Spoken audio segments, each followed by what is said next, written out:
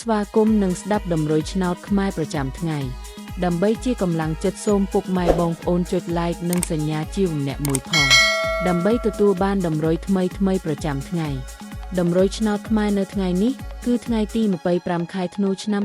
2025ដើម្បីកុំឲ្យខាតពេលយូរសូមស្ដាប់ដំរុយឆ្នោតពី admin មានលេខ99355881 CD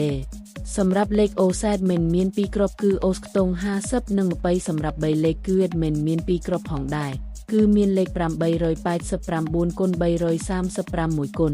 បើសិនជាពុកម៉ែបងប្អូនស្រឡាញ់និងពេញចិត្តលេខទាំងនេះពុកម៉ែបងប្អូនអាចយកលេខទាំងនេះទៅផ្សងសំណាងបានពុកម៉ែបងប្អូនអាចចូល link ខាងក្រោមដើម្បីមើលលទ្ធផលឆ្នោតក្នុងក្រុម Telegram បានដោយគ្រាន់តែចុច link ក្រោមជាចុងក្រោយសូមជូនពរពុកម៉ែបងប្អូនដែលយកលេខខាង admin ទៅផ្សងសំណាងហេងយើងទាំងអស់គ្នាជូនពរពុកម៉ែបងប្អូនជួបតែសំណាងល្អនិងសុខភាពល្អសូមជម្រាបលាជួបគ្នានៅថ្ងៃស្អែកបន្តទៀត